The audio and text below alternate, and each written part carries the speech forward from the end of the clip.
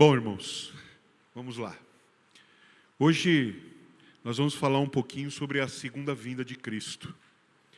Se eu fosse seguir a sequência escatológica tradicional, eu falei do arrebatamento, eu iria falar agora das bodas do Cordeiro, né? Do julgamento de Cristo, o bema de Cristo, e em seguida iria falar das bodas do Cordeiro. Porém, a gente estudou até aqui sobre o arrebatamento. O arrebatamento é uma ação especial e específica de Deus que vai alcançar apenas a igreja. E muitos estudiosos, muitos daqueles que não acreditam nessa versão, vamos dizer assim, da doutrina, do arrebatamento pré-tribulação, né? O arrebatamento pré-tribulacionista, como nós acreditamos, tem muitos que acham que, na verdade, o arrebatamento começou lá com Jesus Cristo. E que os mortos estão sendo arrebatados, né? Os crentes estão sendo arrebatados enquanto morrem. O que contraria a interpretação da Bíblia ao pé da letra. E aí, quando eles fazem essa interpretação alegórica que a gente fala, né? Eles dão um sentido de que Deus não disse isso, Ele quis dizer aquilo para a Escritura de uma maneira geral, a gente acaba tendo um monte de distorções doutrinárias. E eles acabam confundindo as promessas e os avisos de Deus sobre os últimos tempos, sobre o arrebatamento e a segunda vinda, como se fossem uma coisa só. Mas existem algumas diferenças, e eu já falei para vocês durante 3 semanas do arrebatamento. Então hoje eu vou falar da segunda vinda e vou frisar as diferenças, para que tenham isso claro no coração de vocês. Na primeira aula eu falei que tinha um livro que eu ia mostrar para vocês. Esse livro aqui todos os ministros têm. O Joel comprou e deu de presente para o ministério, tem mais alguns irmãos da igreja que tem. Não é um livro caro, chama Quando a Trombeta Soar. Você encontra ele para comprar lá no site da Chamada da Meia-Noite. Lembra que eu falei aqui? www.chamada.com. Neste site você encontra muito material escatológico, inclusive alguns estudos, pequenos estudos prontos, que são na verdade reportagens. Eles têm 2 publicações, uma chama Chamada da Meia-Noite, claro, e a outra chama Notícias de Israel.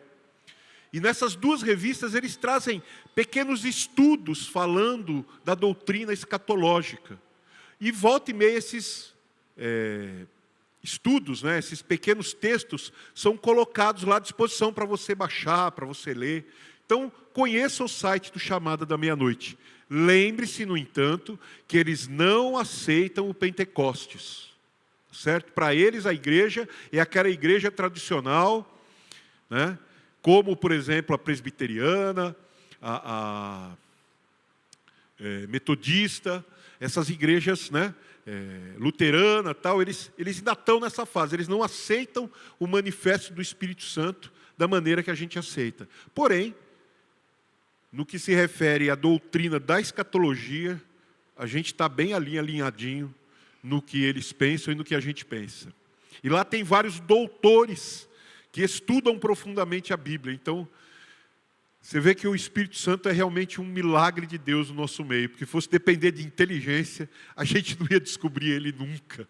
E glória a Deus por isso. Então, esse livro, Quando a Trombeta Soar, ele é um punhado de artigos de autores diferentes, falando especificamente das bases do arrebatamento pré-tribulacional, do milênio e da segunda vinda de Cristo, do Armagedon, de praticamente todos os pontos referentes ao nosso estudo da escatologia.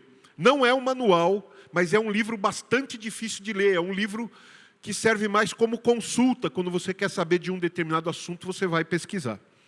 Então tá aí, eu tinha falado que ia trazer, hoje eu lembrei e trouxe. Então agora nós vamos a segunda vinda de Cristo. Quando falamos da segunda vinda de Cristo à Terra, estamos falando sobre algo que foi profetizado de várias formas e em várias épocas ao longo da história do povo judeu. Entretanto, até hoje, seja por má interpretação ou pelo desejo de confirmar uma opção doutrinária, existem muitos pregadores que confundem o povo, muitas vezes misturando passagens referentes ao arrebatamento da igreja e à segunda vinda de Cristo, tratando esses eventos como se fossem um só. Bem, nós já vimos que o arrebatamento será algo específico e focado unicamente na igreja. Vocês lembram o que é a igreja? O que é a igreja?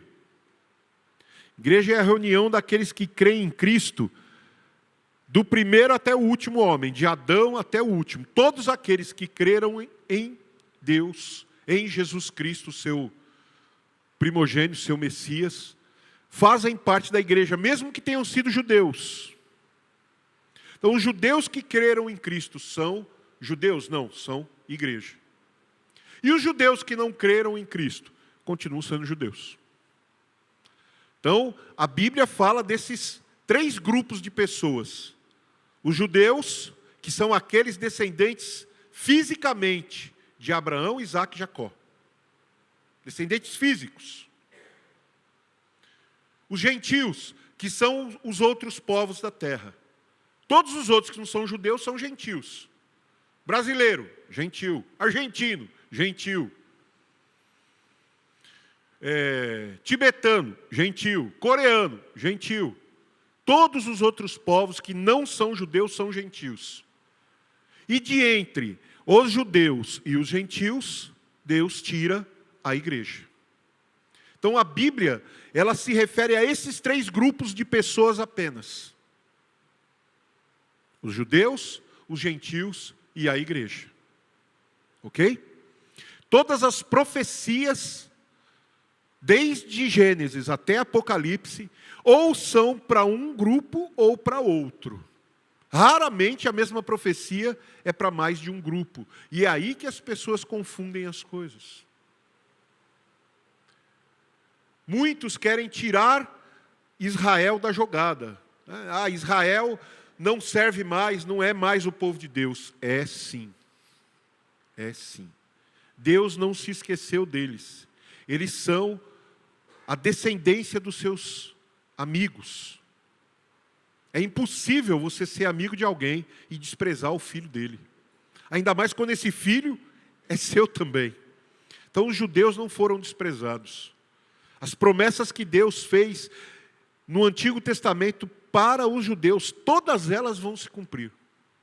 Elas não são da igreja. Agora a igreja é a bola da vez. Não. A igreja é a noiva de Cristo. Ela não existia e não há a menor referência a ela no Velho Testamento. Ela era um mistério encoberto. Passou a existir a igreja a partir de Jesus. Ele é a pedra fundamental da igreja, como disse Paulo, como disse Pedro. Ele é a pedra que os edificadores rejeitaram. E Deus foi lá e colocou como a pedra principal, a pedra da esquina. Então, o arrebatamento se refere à igreja. Quem é a igreja? Os judeus e os gentios que creram em Jesus e o receberam como seu único e suficiente Salvador. Não importa. Noé creu? Creu, senão ele não teria feito aquela arca. Abraão creu? Creu, senão ele não teria saído de Ur. Moisés creu? Creu. Ele foi um dos primeiros a profetizar que um dia Deus levantaria um profeta como ele, e que esse daria a verdadeira liberdade ao povo. Então, essas pessoas que a gente vê no Velho Testamento, tiveram a chance de crer em Cristo. Não acho que a igreja é só de Jesus para trás, não, ela foi até lá, porque Jesus morreu e desceu à mansão dos mortos. Ele foi lá pregar aos espíritos que estavam lá adormecidos durante aqueles 3 dias que ele ficou morto. Ele foi lá. Isso é assunto para outra aula, mas para a gente entender que quando se fala da igreja, não é quem está vivo. Os mortos também são igreja, porque eles estão mortos para este mundo, mas não para Deus. Amém? Então, o evento específico chamado arrebatamento, focado unicamente na igreja. Mas e a segunda vinda de Cristo? Cristo veio uma vez, o servo sofredor. E os judeus não o receberam, porque eles queriam o rei libertador. O rei queria destruir as outras nações e dar a eles a honra de povo de Deus. Só que antes veio Jesus, o servo sofredor. E eles não aceitaram. Na segunda vinda, Jesus virá em glória. Então, esta segunda vinda, a gente precisa tomar cuidado de não confundir com a vinda de Jesus sobre as nuvens, para arrebatar a igreja. E é aí que a gente começa a falar dos pontos básicos desta segunda volta de Cristo. Então, na sua volta à terra, Cristo será visto por todos. Vamos abrir a nossa Bíblia em Apocalipse, capítulo 1, versículo 7. Eis que vem com as nuvens e todo olho verá, até os mesmos que o traspassaram. Todas as tribos da terra se lamentarão sobre ele. Sim, amém. Ou seja, por que todas as pessoas se lamentarão? Porque o verão. No arrebatamento, só quem o verá? A igreja que for arrebatada. Os outros não vão saber o que aconteceu. Na segunda volta, Cristo voltará fisicamente, ele vai pisar na terra.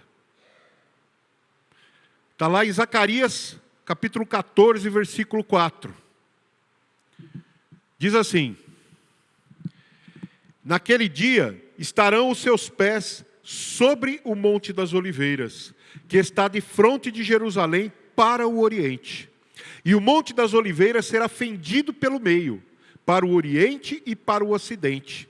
E haverá um vale muito grande, e metade do monte se apartará para o norte, e a outra metade dele para o sul. Então veja, Deus virá, na pessoa de Jesus Cristo, fisicamente à terra. E a sua vinda física provocará mudanças geográficas. Onde você tem uma montanha, você vai ter um vale, o que vai acontecer com aquele monte? Vai ser dividido no meio e empurrado para os lados. E o que tem do lado? Ou vai cair no mar, ou vai ser soterrado pela terra, né? Atos 1 e 11 também fala da volta de Cristo fisicamente à terra. Diz assim: os quais lhes disseram: homens galileus, por que estáis olhando para o céu? Esse Jesus, que dentre vós foi recebido em cima no céu, há de vir como para o céu o vistes ir. Ou seja, no momento em que Cristo ascendeu aos céus, os discípulos ficaram todos ali olhando. E o que aconteceu? Aconteceu que de repente apareceram dois anjos, né? Na forma de homens, vestidos de branco, e falaram: ô, vocês estão olhando para cima aí? Jesus já está lá, meu. E do jeito que ele foi, ele vai voltar. Foi isso que ele falou. Ele foi preparar lugar para vocês. Então, se ele vai voltar, ele estava fisicamente e subiu. Ele vai voltar fisicamente. Como vocês o viram subir, vocês o verão descer. Foi a palavra dos anjos. Certo? No primeiro momento, né, no arrebatamento, Cristo virá sozinho. Ele virá buscar a sua igreja. Lembra que eu falei para vocês do casamento judeu? O casamento judeu, o homem chegava na cidade da noiva com os seus acompanhantes, e a noiva saía ao encontro dele com as suas acompanhantes, lembra? Era assim o casamento judeu. Como é o casamento hoje? O noivo fica lá no altar, e a noiva entra e vem até ele. Exatamente assim será. Jesus estará lá, e nós, enquanto noivas, vamos chegar até Ele. O noivo, quando está lá, está com alguém? Ele também não estará com ninguém. Mas quando ele voltar fisicamente à terra, ele não virá sozinho. Então, essa é mais uma diferença entre o arrebatamento e a segunda volta. A segunda volta não, né? A segunda vinda. Então, vamos lá. Apocalipse 19:14. Diz assim: E seguiam-no os exércitos do céu, em cavalos brancos e vestidos de linho fino, branco e puro. Judas, capítulo 1, né? Só tem um capítulo mesmo, versículo 14. E diz assim: E destes profetizou também Enoque, o sétimo depois de Adão, dizendo: Eis que é vindo o Senhor com milhares de seus santos. Também em 1 Tessalonicenses, capítulo 3, versículo 13, diz assim: Para confirmar os vossos corações, para que sejais irrepreensíveis em santidade diante do nosso Deus e Pai, na vinda de nosso Senhor Jesus Cristo, com todos os seus santos. Então, nós já vimos 3 situações diferentes. No arrebatamento, Cristo não volta à terra. No segundo, ele volta à terra fisicamente e é visto por todos. No arrebatamento, a igreja vai até ele, o resto do mundo não se mexe. Na segunda volta, o mundo fisicamente se abala. Até os montes vão tremer diante dele. E ele voltará acompanhado da igreja. Ok? Quando falamos da segunda volta, como eu disse, né, muita gente confunde, mas os textos bíblicos, eles são realmente confusos, por assim dizer. Porque Jesus está falando, por exemplo, do arrebatamento da igreja, da volta dele para a igreja, e de repente ele fala do que vai acontecer com o judeu. Quando ele faz essa distinção, ele está destinando cada um para um lado. Uma coisa para a igreja, outra coisa para o gentio. Não é a mesma promessa. E as pessoas nem sempre percebem essa diferença. Por exemplo, tem várias passagens, mas a gente poderia citar aqui Mateus capítulo 24 e 25. São promessas específicas para os judeus. Tem nada a ver com a igreja. No entanto, nós não vamos ler agora, tá certo? O capítulo 24 e o capítulo 25. São 2 capítulos inteiros. Se a gente for ler agora, termina o tempo e nós não terminamos de ler. Então, eu estou falando dos textos para que vocês tenham ideia. Eu vou citar aqui, por exemplo, alguns textos de Daniel, que falam sobre esse momento, o efeito, né, da segunda volta, o que vai acontecer, quando vai acontecer, o que vai estar acontecendo na terra nesse momento. Então diz assim, por exemplo, Daniel, capítulo 2, versículos 44 e 45. Diz assim: Mas, nos dias destes reis, o Deus do céu levantará um reino que não será jamais destruído. E este reino não passará a outro povo. Esmiuçará e consumirá todos estes reinos, mas ele mesmo subsistirá para sempre. Da maneira que viste, que do monte foi cortada uma pedra sem auxílio de mãos, e ela esmiuçou o ferro, o bronze, o barro, a prata e o ouro. O grande Deus faz saber ao rei o que há de ser depois disto. Certo é o sonho e fiel é a sua interpretação.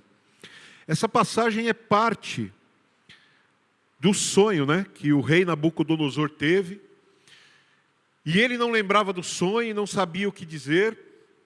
E aí reuniu os magos e ninguém conseguia dar uma posição para ele, até que Daniel, chamado Beltesazar, pelo rei, orou, buscou a Deus e Deus lhe deu o mesmo sonho que havia dado ao rei e deu a interpretação. E ele olhou, ele entrou, né, diante do rei e contou o sonho. E o sonho era aquela estátua, que a cabeça e os braços eram de ouro, a cabeça era de ouro, os braços e uma parte aqui do tronco eram de prata, o ventre era de bronze, as pernas eram de ferro e os pés eram de ferro misturado com barro. E aí Deus deu a interpretação de que eram 4 reinos.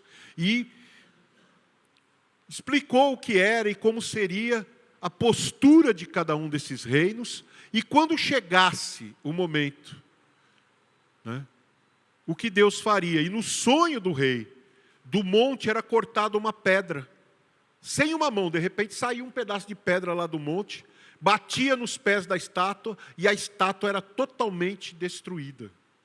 E esta pedra se tornava um grande reino. E aqui é a explicação deste sonho. Este sonho se refere ao que vai acontecer no mundo, politicamente, no momento em que Cristo voltar. Ele vai acabar com os reinos da terra. Ele vai subjugá-los. E vai estabelecer o seu reino milenar. Então a segunda volta de Cristo não é apenas uma passagem dele pela terra. Ele virá para estabelecer um reino que vai durar por 1000 anos. Vamos continuar a leitura. Agora no livro de Daniel, capítulo 7, do versículo 9 até o 14. Aí diz assim: eu continuei olhando, até que foram postos uns tronos, e um ancião de dia se assentou, e a sua veste era branca como a neve, e o cabelo da sua cabeça como a pura lã, e o seu trono era como chamas de fogo, e as suas rodas de fogo ardente. Um rio de fogo manava e saía de diante dele. Milhares de milhares o serviam, e milhões de milhões assistiam diante dele. Assentou-se o juízo, e abriram-se os livros. Então estive olhando, por causa da voz das grandes palavras que o chifre proferia. Estive olhando até que o animal foi morto, e o seu corpo desfeito, e entregue para ser queimado pelo fogo. E quanto aos outros animais, foi-lhes tirado o domínio. Todavia, foi-lhes prolongada a vida até certo espaço de tempo. Eu estava olhando nas minhas visões da noite, e eis que vinha nas nuvens do céu um como o filho do homem. E dirigiu-se ao ancião de dias. E o fizeram chegar até ele, e foi-lhe dado o domínio, a honra e o reino, para que todos os povos, nações e línguas o servissem. O seu domínio é um domínio eterno, que não passará, e o seu reino tal, que não será destruído.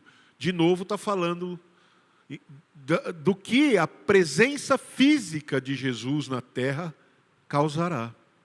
Quando ele fala dos animais, ele está falando dos reinos, dos grandes reinos que haverão naquela época. Ele vai acabar com tudo. Vai acabar com esse reino maligno, e os outros ele vai tirar o poder e a autoridade, mas vão continuar vivendo na terra por um tempo. Daniel 12, do 1 ao 3, também tem uma passagem muito interessante sobre esse contexto da volta de Cristo. Diz assim: e naquele tempo se levantará Miguel, o grande príncipe, que se levanta a favor dos filhos do teu povo. E haverá um tempo de angústia, qual nunca houve, desde que houve nação até aquele tempo. Mas naquele tempo livrar-se-á o teu povo, todo aquele que for achado escrito no livro. E muitos dos que dormem no pó da terra ressuscitarão, uns para a vida eterna, e outros para a vergonha e desprezo eterno. Os que forem sábios, pois, resplandecerão como o fulgor do firmamento, e os que há muitos ensinam a justiça, como as estrelas, sempre e eternamente. Então aqui já começa a falar do que será feito com as pessoas, e especificamente com o reino de Israel. O que acontecerá com os judeus? Muitos ressuscitarão para a vida eterna, muitos para a morte eterna. Então, esses 3 versículos de Daniel, eles dão o contexto do que vai acontecer com a volta de Cristo, tá certo? Mas a Bíblia diz algumas coisas ainda, outras coisas muito interessantes sobre a volta de Cristo. Primeiro, quando a gente fala do arrebatamento, tem uma palavra que a gente diz sempre: iminente. O arrebatamento é iminente. Não existe absolutamente nenhuma previsão dizendo, olha, quando nós estivermos no ano de 2019 e o Adriano estiver bravo porque a câmera não está filmando e parou de funcionar de novo, então Jesus vai voltar para buscar a sua igreja. Não há nenhuma previsão sobre isso. Absolutamente nenhuma. Por isso dizemos que é iminente. Existem algumas condições, eventualmente são condições que o mundo não tinha, hoje tem. Mas em relação ao arrebatamento, isso não existe. Existe em relação à segunda vinda. Por exemplo, a Bíblia diz exatamente, precisão de dias, quando ocorrerá a segunda volta de Jesus à Terra. Ele diz exatamente quando acontecerá. Então vamos ler, Daniel, capítulo 9, do versículo 24 até o 27. Diz assim: 70 semanas estão determinadas sobre o teu povo e sobre a tua santa cidade, para cessar a transgressão e para dar fim aos pecados, e para expiar a iniquidade, e trazer a justiça eterna, e selar a visão e a profecia, e para ungir o Santíssimo. Sabe e entende, desde a saída da ordem para restaurar e para edificar a Jerusalém, até o Messias, o príncipe, haverá 7 semanas. E 62 semanas. 7 com 62, 69. Ele falou 70, então ainda está faltando uma. As ruas e o muro se reedificarão, mas em tempos angustiosos. Depois das 62 semanas, será cortado o Messias, mas não para si mesmo. E o povo do príncipe que há de vir destruirá a cidade e o santuário. E o seu fim será como uma inundação. E até o fim haverá guerra. Estão determinadas as assolações. E ele firmará uma aliança com muitos por 1 semana. E na metade da semana fará cessar o sacrifício e a oblação. E sobre as asas das abominações virá o assolador. E isso até a consumação. E o que está determinado será derramado sobre o assolador. Veja, naquela época, Daniel, que teve essa visão, essa não é a visão do rei Nabucodonosor, é a dele. Ele estava estudando e ele entendeu, segundo a profecia de Jeremias, que eram 70 anos de cativeiro apenas. E já estava chegando perto de acabar. E aí ele entrou em oração. A Bíblia diz que ele ficou 21 dias orando. E aí no 21º dia, ele está lá na beira do rio, e de repente ele é arrebatado, nos sentidos, e ele vê um anjo voando em direção a ele. E aí o anjo para e começa a explicar para ele o que vai acontecer. O que estava acontecendo, porque o anjo fala do impedimento para chegar, que demorou aqueles 21 dias, fala do contexto da época, e fala do que vai acontecer com o povo de Israel, com os judeus, depois daquele dia. E ele diz, olha, daqui até a vinda do Messias estão determinadas 70 semanas.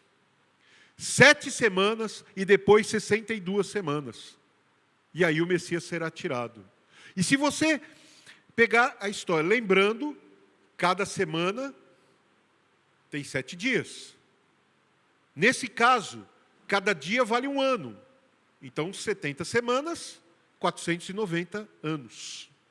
Se você pegar a cronologia histórica de Israel, o calendário de Israel, que era de 360 dias e não 365 como os nossos, e aplicar a conta do momento em que saiu a ordem. Ele, Daniel, já não estava mais ali. Foi na época de Neemias, que Deus, através do rei Astarxerxes, deu a ordem para começar a reconstrução em Jerusalém. A partir do momento que saiu a ordem, até o nascimento, a vida e morte de Jesus Cristo, são exatamente 490 anos. Menos 7. 490 menos 7, 483 anos. Ficou faltando a última semana. Aí lembram que a gente diz sempre a vocês? Parou o relógio dos judeus. A igreja está aqui, ó. Cristo cravou a sua cruz aqui.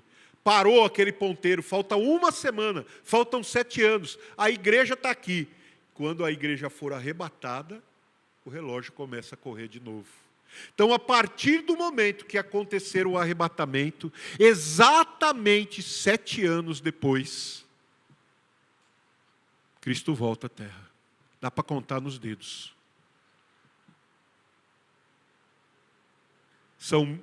Em outra passagem ele diz, são 1260 dias, e aí corta o sacrifício, metade, 3 anos e meio. Mais 1260 dias. Então dá 2.520 dias. Exatamente 7 anos de 360 dias cada ano. Do momento em que a igreja for arrebatada até a volta de Cristo. Dá para contar nos dedos.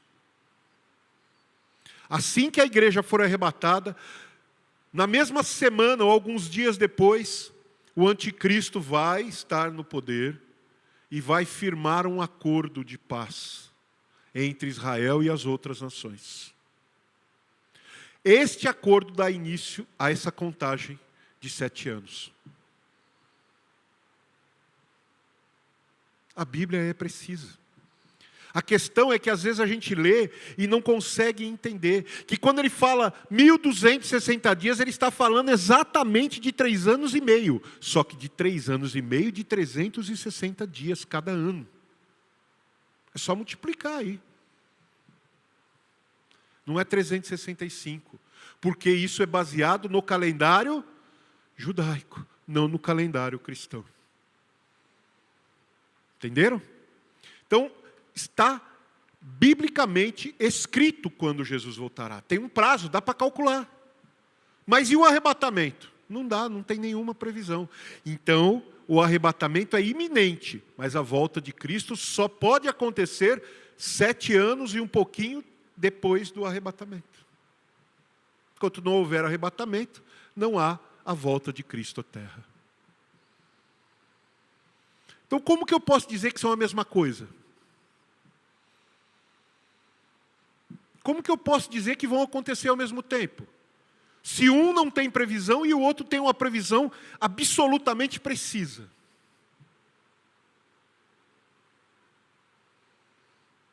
Quer dizer, só existe uma maneira. Eu preciso alegorizar as passagens. Ao invés de lê-las e entendê-las ao pé da letra, o que está escrito é o que Deus quis dizer, eu tenho que alegorizar. Eu tenho que dizer, isso aqui, não, peraí, não é isso. Um tempo e tempos e metade de um tempo. Um tempo, 1 ano. Tempos, 2. São 3 anos. E metade de um tempo, 3 anos e meio. É uma outra forma de dizer, mas é a mesma coisa. 1260 dias. 3 anos e meio. Um tempo, 1. 2 tempos, 2. E metade de um tempo. A Bíblia é totalmente precisa.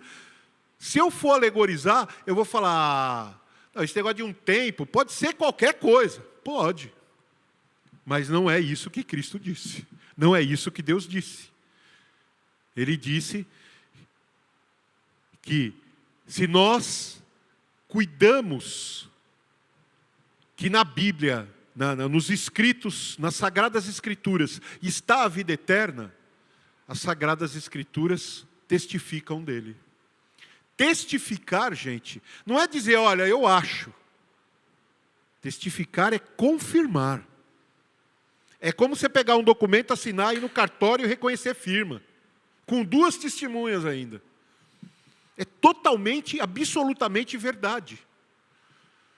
Então a Bíblia testifica exatamente o momento em que Cristo vai voltar. Fisicamente à terra. Continuando, mais um detalhe. Um detalhe é que haverá muitos sinais naquele tempo. Vamos ler, por exemplo, Lucas capítulo 21, do versículo 7 até o 13. Diz assim: E perguntaram-lhe, dizendo: Mestre, quando serão, pois, estas coisas? E que sinal haverá quando isso estiver para acontecer? Disse então ele: Vede, não vos enganem, porque virão muitos em meu nome, dizendo: Sou eu, e o tempo está próximo. Não vades, portanto, após eles. E quando ouvirdes de guerra e de sedições, não vos assusteis, porque é necessário que isso aconteça primeiro, mas o fim não será logo. Então lhes disse: Levantar-se-á nação contra nação, e reino contra reino. Haverá em vários lugares grandes terremotos, fomes e pestilências. Haverá também coisas espantosas e grandes sinais no céu. Mas, antes de todas essas coisas, lançarão mão de vós e vos perseguirão, entregando-vos às sinagogas e às prisões, e conduzindo-vos à presença de reis e presidentes, por amor do meu nome, e vos acontecerá isso para testemunho. Então veja como ele fala. Aqui ele está falando da segunda vinda. Então para quem que é essa palavra? Para a igreja? Não, a igreja já vai ter sido arrebatada. Para quem que é? Para o judeu, para o remanescente judeu que estará vivo na terra nessa época. Haverão, primeiro, antes de tudo, perseguições como nunca houve. Aí as pessoas falam: não, mas Hitler... Por que os estudiosos dizem que o Hitler é uma é uma figuração, é um prenúncio, por assim dizer, do anticristo, por causa da perseguição aos judeus. E da maneira como a vida humana não tinha nenhum valor. Porque a gente fala, e muitos não acreditam, né? As pessoas fazem questão de apagar isso da história, como outras coisas, que não houve um holocausto, que não houve 6 milhões de mortos judeus durante a perseguição nazista. Só que tem um detalhe, viu, gente? Morreram 6 milhões de judeus, mas morreram 120 milhões de pessoas no total. Porque não foram só judeus que morreram. Morreram pessoas de muitas nações nas guerras. Só Hiroshima e Nagasaki, quantos milhões de pessoas morreram? Então, lembre-se, quando se fala da Segunda Guerra, quando se fala do holocausto nazista, não é uma coisa só dos judeus. Houve mortos em todas as nações. Lembre-se disso. Lembre-se disso. Então, aí ele fala desses detalhes, né? Haverá guerras, nações contra as nações, haverá fome, haverá pestes, mas também haverá terremotos, sinais grandiosos na terra e no céu. Isso não começou a acontecer ainda. De vez em quando a gente escuta de um terremoto, já fica todo mundo assustado. E quando acontecer um por dia? Um aqui, outro ali, outro lá, e não der tempo de se recuperar. Então lembre-se. Quando será esse período? Esse período será quando Deus começar a derramar a sua ira sobre a terra. Dentro do período da tribulação. Ou seja, entre o arrebatamento da igreja e a volta de Cristo. Durante esses 7 anos é que acontecerão essas coisas. Por quê? Porque quando Cristo vier arrebatar a igreja sobre as nuvens, qual que é o foco? É a igreja. Só a igreja o verá, a igreja será arrebatada. Quando ele vier fisicamente à terra, qual será o foco? Será o juízo, a restauração integral de Israel e o juízo sobre as nações. E este período, chamado de grande tribulação,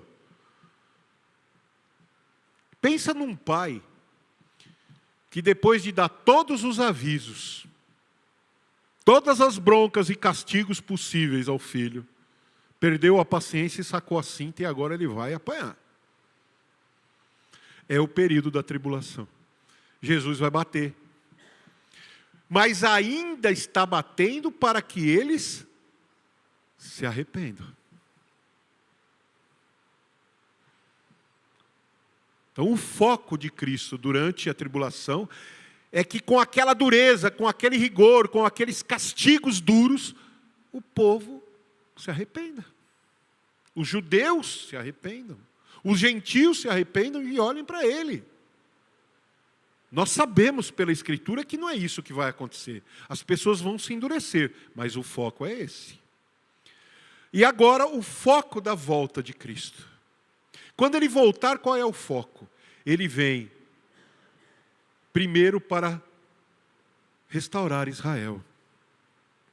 Vamos ler lá Zacarias, capítulo 12, verso 10.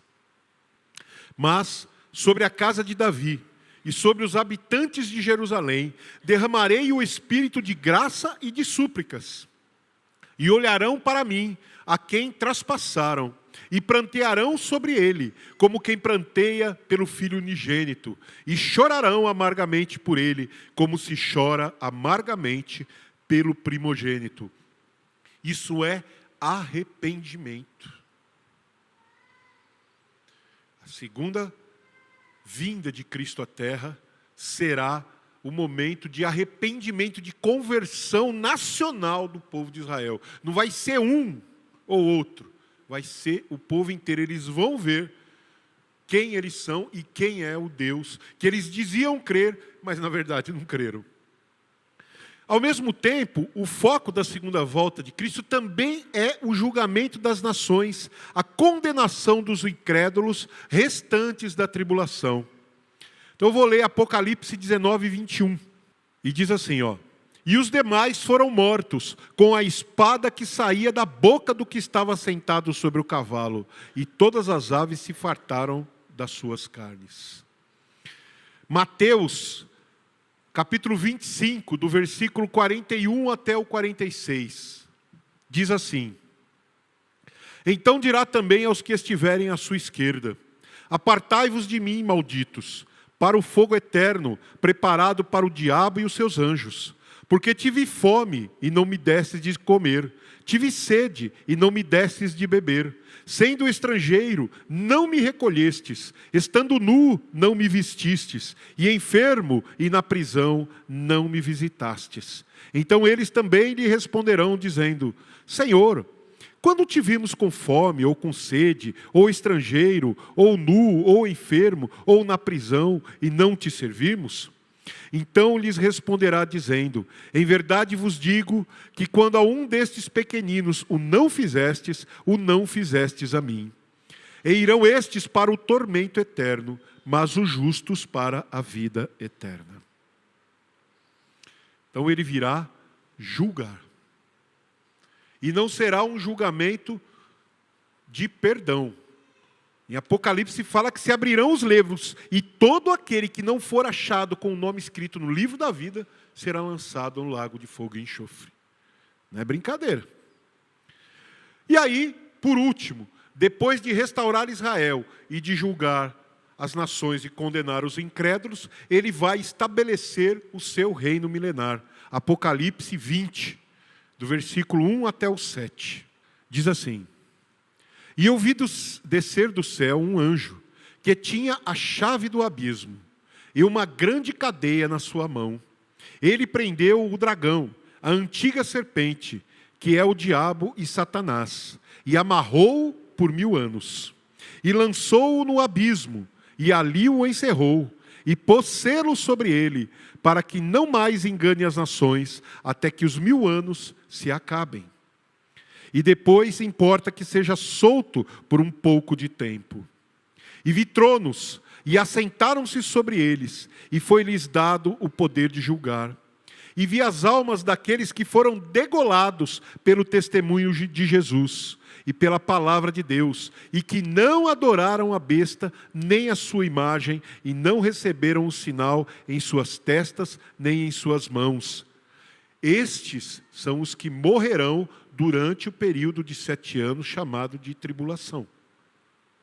Certo? Aqui está falando destes que durante o período da tribulação não aceitarão a besta, não aceitarão o falso profeta, não aceitarão o anticristo. Eles não aceitarão. E por isso, já diz aqui, serão degolados. Tá? Então, ó, diz, continuando. Em suas testas e em suas mãos. E viverão, e reinarão com Cristo durante 1000 anos. Mas os outros mortos não reviveram, até que os 1000 anos se acabaram. Esta é a primeira ressurreição. Bem-aventurado e santo aquele que tem parte na primeira ressurreição. Sobre eles não tem poder a segunda morte, mas serão sacerdotes de Deus e de Cristo, e reinarão com ele 1000 anos. E acabando-se os 1000 anos, Satanás será solto da sua prisão. Então, reino milenar quer dizer 1000. Jesus estará reinando fisicamente por 1000 anos. 1000 anos. Mas antes disso, antes de Jesus voltar à terra, ele vai julgar as nações. Essas nações que se levantaram contra Israel, estarão contra ele lá, serão destruídos pelo assopro da sua boca. Será tirada a autoridade das nações. Nós já falamos algumas coisas aqui, e vamos falar muito mais no decorrer desses estudos. É um contexto diferente. Não dá para você imaginar que existe um presidente reinando lá, governando um país, sendo que, na verdade, quem reina sobre a terra é Jesus, lá em Jerusalém. Mas haverão governos humanos.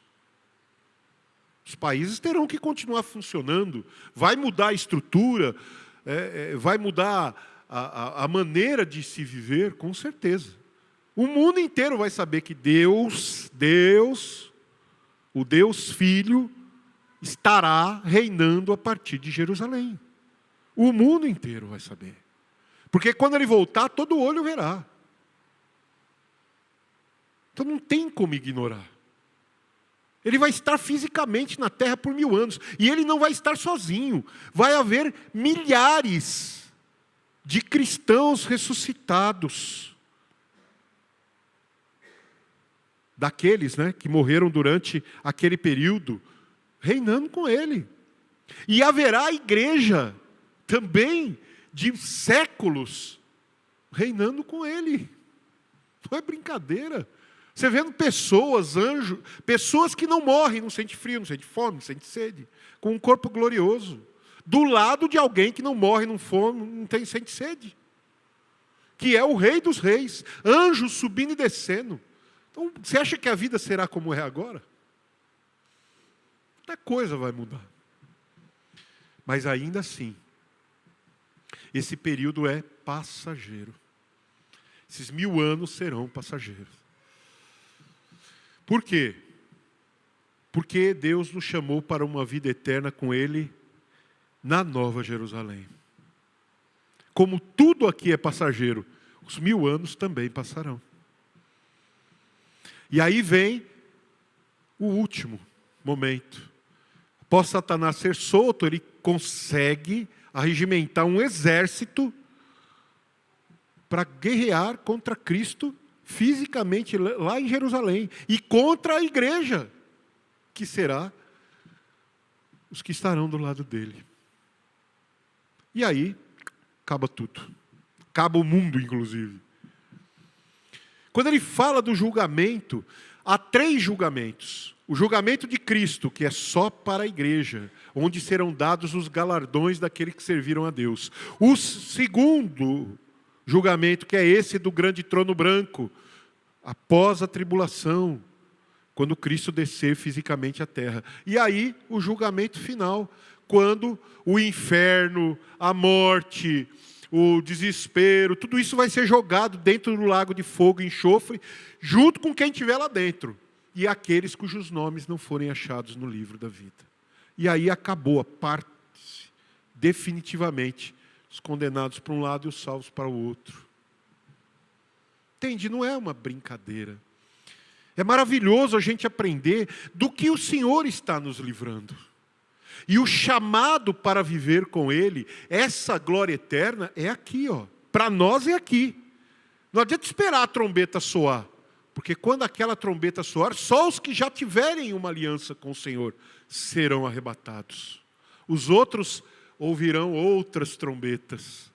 E elas não serão de convocação, elas serão de juízo. E o pau vai quebrar aqui nessa terra.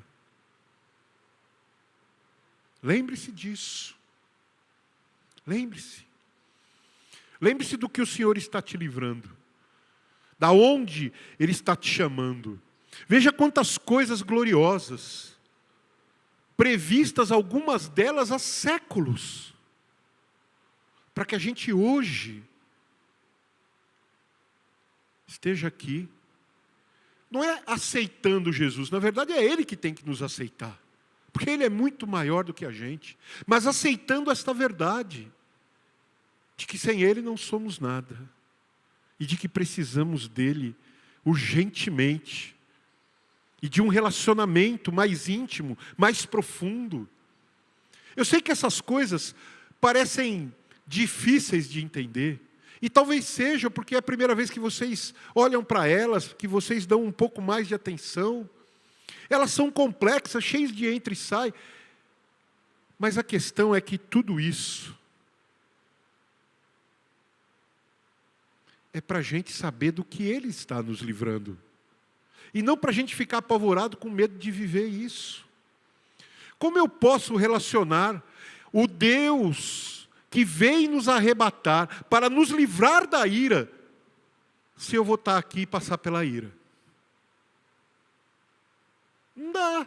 Ou eu aceito uma coisa ou eu aceito outra. Ou eu entendo que o Senhor está falando de um momento, de uma situação para os que creem e de um outro momento para os que não creem. De que lado você quer estar? Eu acho que você quer estar do lado dos que creem. E é isso que você tem que olhar. Crer em Deus agora. Crer em Deus nesse momento. Não importa como está a história da sua vida. Isso aqui não é para te assustar. Não é para, o diabo vai te pegar. O diabo não pega ninguém, gente. Ele é outro que só vai tomar lambada. E por quê? Porque ele fez exatamente o que muitos de nós fazem. Se rebela contra Deus. Então o diabo, comparado com um de nós, ele é extremamente poderoso. Ele é um ser bíblico. Criado com poder que para nós é inimaginável. Mas diante de Deus ele é que nem poeira. Deus, e ele sai voando, meu amigo, para longe, para muito longe. Então não tem esse negócio do diabo enfrentar Deus. O diabo não está enfrentando Deus, ele está tentando nos tirar de Deus. Ele está tentando tirar as pessoas que amamos de Deus. E quando a gente se firma nessa verdade, quando o conhecimento destas coisas nos firma num relacionamento com Deus, a gente se torna como um braço de Deus para alcançar pessoas e trazê-las para mais perto. Vocês já devem ter visto em algum filme aquilo que a gente chama de corda humana, né? Um dá a mão para o outro dá para o outro, e vai pegar um cara a 1 quilômetro de distância e todos juntos o trazem. É exatamente assim que a igreja funciona. Um segura aqui em Cristo.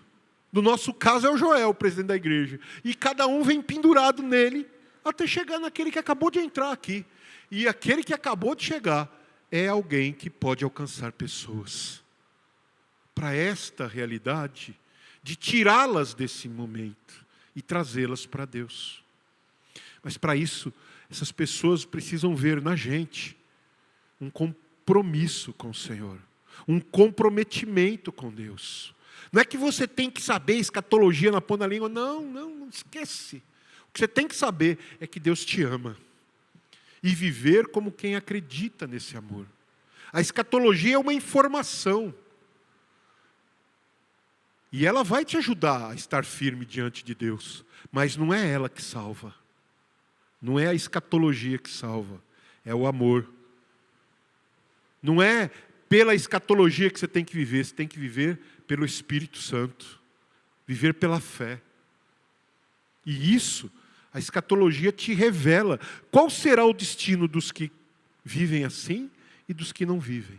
Dos que aceitam a vontade do Senhor e dos que não aceitam.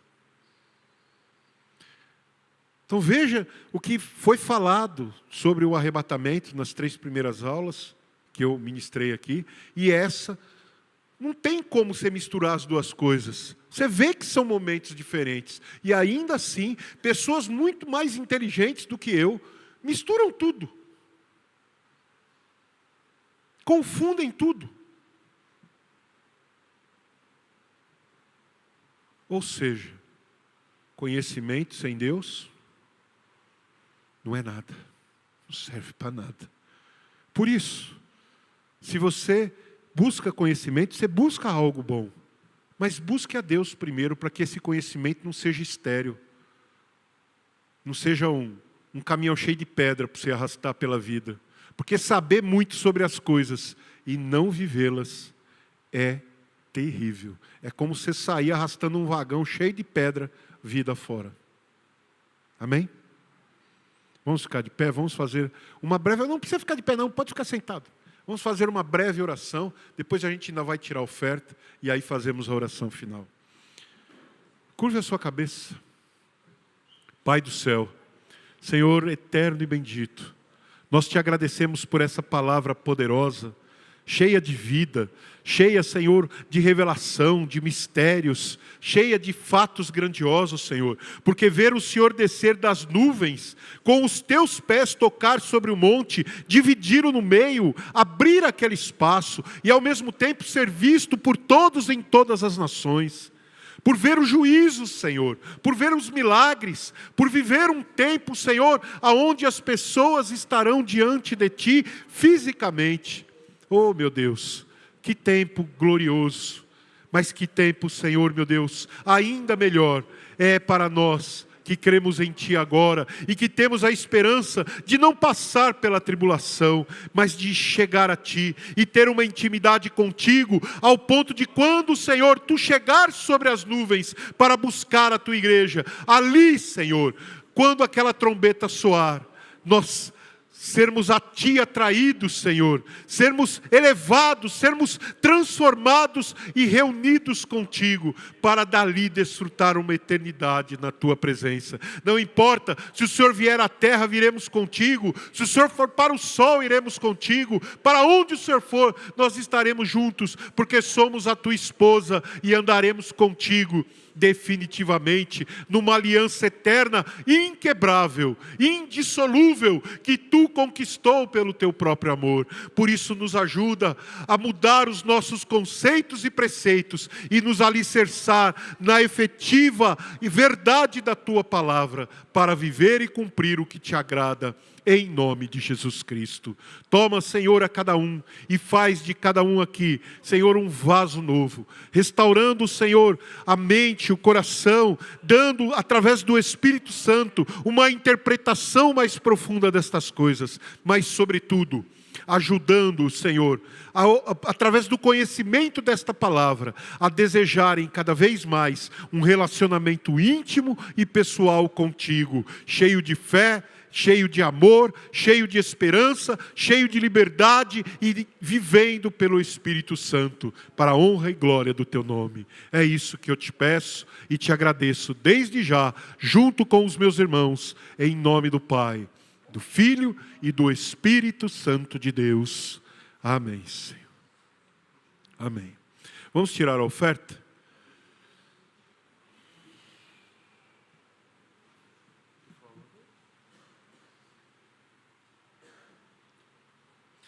Irmãos, enquanto tiramos a oferta, eu queria fazer uma pergunta. Eu posso fazer algumas perguntas e pôr lá no grupo para vocês responderem? Sobre esses dois assuntos, arrebatamento e a volta de Cristo. Não é para avaliar vocês, é para avaliar o que vocês entenderam no que eu falei. Porque eu preciso prosseguir com o assunto. Na verdade, agora, na sequência, de estudos escatológicos formal, eu teria que estar falando sobre o tribunal de Cristo, explicar o que é, e aí falar do matrimônio de Cristo com a igreja, da festa de celebração dos 7 anos de festa que estaremos lá no céu, enquanto o pau está quebrando aqui na terra. Mas eu fui para a segunda volta, que é depois desse período, porque esses dois assuntos se confundem. Então eu preciso saber se vocês conseguem distinguir minimamente um do outro, para poder prosseguir, senão eu tenho que voltar e falar mais alguma coisa. Então eu queria saber, eu vou colocar 5 perguntas bem facinhas lá no grupo. E eu vou pedir para vocês, os que quiserem, tá certo? Que escrevam as respostas no papel e tragam na próxima semana. Vocês concordam? Quem concorda, levanta a mão, por favor. Todo mundo levantou a mão, hein? Então, eu vou colocar essas perguntas lá. São 5 perguntas bem facinhas sobre o arrebatamento e a segunda vinda de Cristo, tá bom? Se você falar, Oswaldo, não precisava ser tão, pegar tão leve assim, podia pôr uma pergunta mais difícil. Eu vou falar, não, eu preciso que você entenda que esses assuntos não são difíceis. Eles são desconhecidos. A gente não sabe muito sobre eles. Mas não são assuntos, você não tem que fazer nenhuma equação de 2º grau, nenhuma progressão aritmética, geométrica, cálculo de força centrípeta, nem nada do gênero. É tudo muito fácil.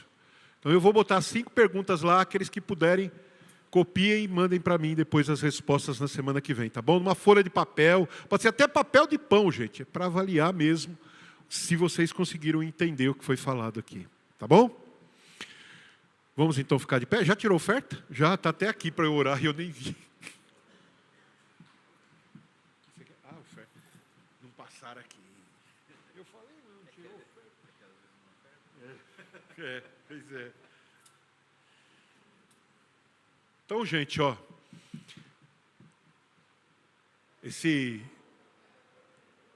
Oi? Então, se você quiser se identificar, tudo bem, vai ser mais fácil de eu saber quem foi. Se você não quiser, não precisa nem pôr nome, tá? Escreva lá no papel as respostas e mande, tá bom? Gente, lembrando a vocês, esse final de semana é a Páscoa. A Páscoa é uma data muito importante do calendário cristão, porque ela nos lembra e nos remete à libertação que Deus deu aos judeus lá na saída do Egito, e depois ao sacrifício de Cristo na cruz do Calvário por nós. Ele é o Cordeiro. Então, aquele Cordeiro lá dos judeus era uma prévia desse Cordeiro Jesus Cristo que tira o pecado do mundo. Nós vamos nesse final de semana celebrar a Páscoa, chocolatinho, aquela coisa docinha, legal, todo mundo gosta. A nossa irmã, cadê ela? A Mônica, a fazedora de chocolate mor da igreja. Foi no banheiro, né? Então, ela se vale dessa data até para ganhar um dinheirinho e tal. Mas o nosso Cordeiro não bota ovo de Páscoa de chocolate. Ele deu a vida. E a gente precisa se lembrar disso. Porque a Páscoa é o sacrifício. É Jesus pagando para que a gente tenha acesso ao Pai. Então, aproveite esse final de semana. Celebre com a sua família. Celebre a festa no lar. Mas não se esqueça. O Cordeiro de Deus que tira o pecado do mundo. morreu no nosso lugar, para pagar o nosso pecado, para que a gente possa hoje ter uma vida livre. Então lembre-se dele nessa Páscoa. Amém? Teremos cultos aqui amanhã à tarde, teremos culto na quinta-feira à noite, teremos culto no sábado e teremos o culto dos jovens no domingo, domingo de Páscoa. Se você puder, venha, esteja na igreja. Amém?